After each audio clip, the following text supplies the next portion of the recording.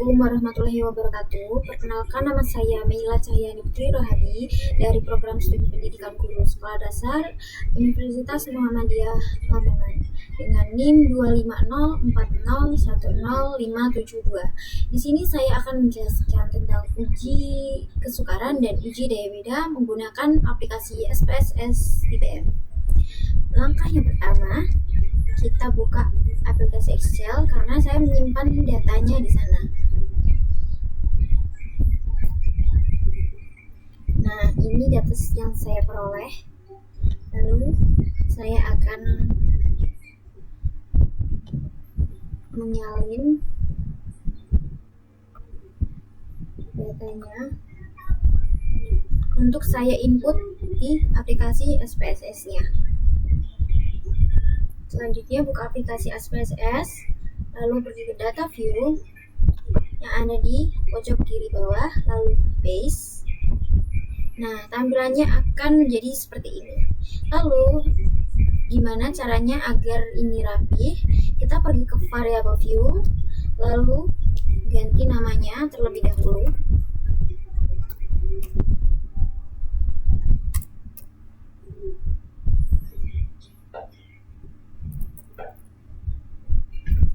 Jadi saya akan ubah menjadi item 1 hingga item 10.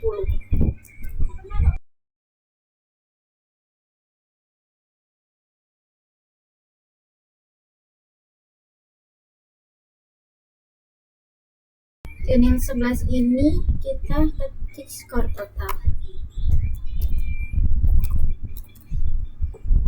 Lalu kita ubah desimalnya menjadi 0 agar terlihat lebih rapi. Semua kita ubah menjadi 0.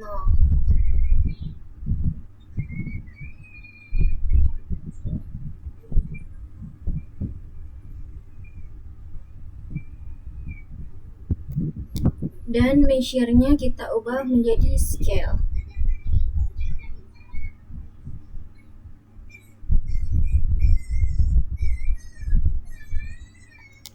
Sudah.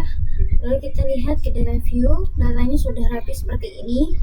Lalu kita pergi ke analyze, lalu descriptive statistic, frequencies, dan kita masukkan item 1 sampai dengan 10 ke variabel S, kecuali skor total.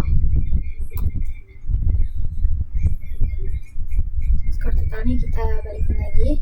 Lalu klik statistik dan min, continue, oke. Nah, tampilannya akan jadi seperti ini ya. Kita pilih yang statistik untuk kita salin, lalu copy as image, lalu kita pindah ke Word, kita tempel yang tadi. Lalu kita di sini tabel statistik ini akan kita konsultasikan dengan tabel indeks kesukaran. Nah, jika sudah rapi seperti ini, kita perhatikan minnya yang bagian paling bawah. Dan disitu ada 0,55, 0,70, 0,60 dan seterusnya. Dan interpretasi uji tingkat kesukaran itu 0,00 sampai 0,30 itu sukar, dan 0,31 sampai 0,70 itu sedang, dan 0,71 sampai 1,00 itu mudah. Di sini kita masukkan dulu datanya.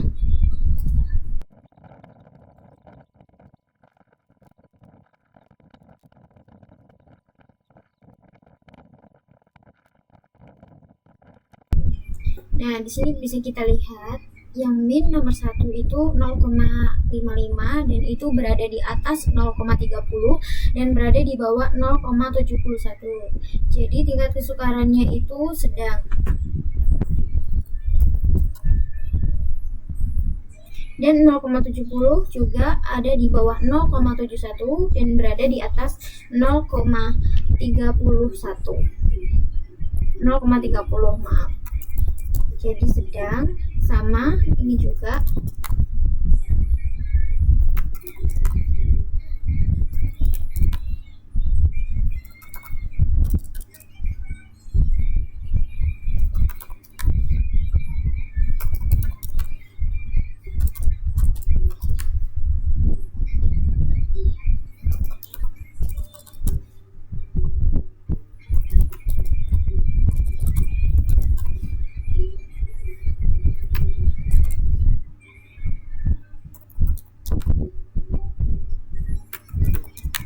Dan ini semua hasilnya sedang, jadi tingkat kesukaran di soal ini itu sedang, jadi ini tergolong soal yang mudah.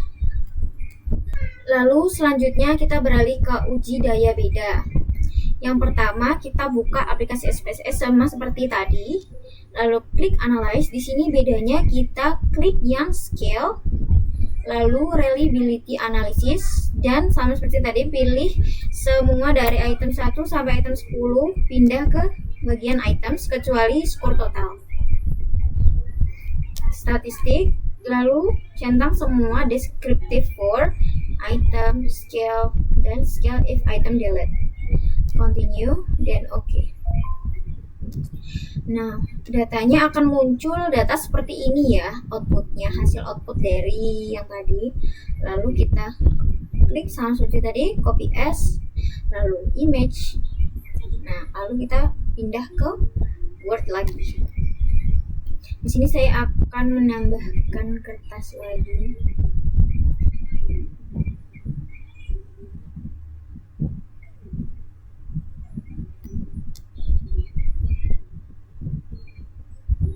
Kita taruh di sini sama seperti tadi, tempel di gambarnya ini.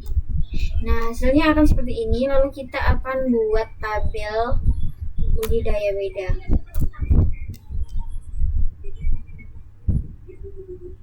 Tabelnya sama seperti tadi ya.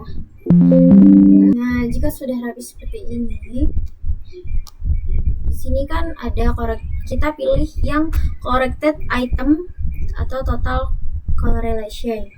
Nah, interpretasi uji daya beda itu jika datanya 0,70 sampai 1,00 itu sangat baik, dan 0,40 sampai 0,69 itu baik, dan 0,20 sampai 0,39 itu cukup, dan 0,00 sampai 0,19 itu jelek.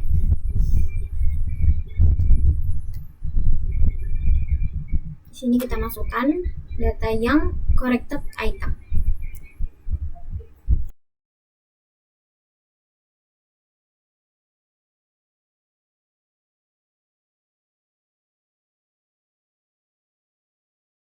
Nah, di sini sudah saya masukkan datanya.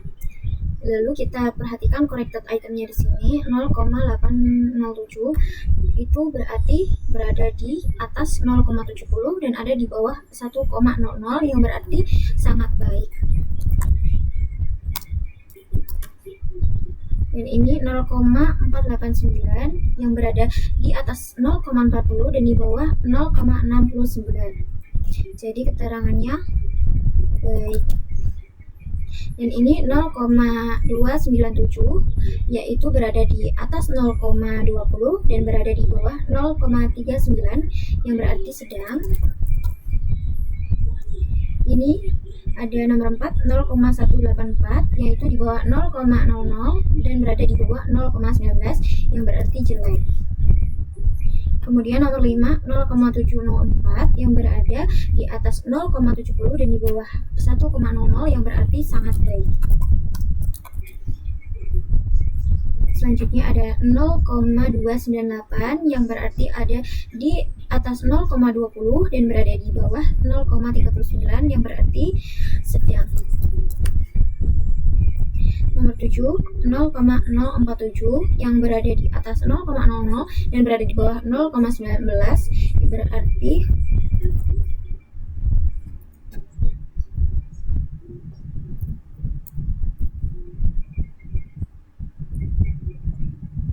selanjutnya 0,297 sama seperti nomor 6 sama seperti nomor 3 sedang, dan 0,510 itu berada di atas 0,40 dan berada di bawah 0,69 yang berarti baik. Dan yang terakhir 0,477 yang berada di atas 0,40 dan di bawah 0,69 yang berarti baik. Nah, jadi keterangannya nomor 1 ini sangat baik yang berarti dapat digunakan, dan yang kedua baik yang berarti juga dapat digunakan, sedang ini boleh dipakai tapi dengan revisi. Nomor 4 jelek itu dibuang, dan nomor 5 sangat baik yang berarti soalnya bisa digunakan. Dan yang nomor 6 itu sedang, berarti soalnya itu boleh digunakan dengan revisi. Dan nomor 7 jelek, 8 sedang, baik, 9 10 baik. Nah, itu tadi serangkaian uji tingkat kesukaran dan uji daya beda dari saya. Sekian, terima kasih. Wassalamualaikum warahmatullahi wabarakatuh.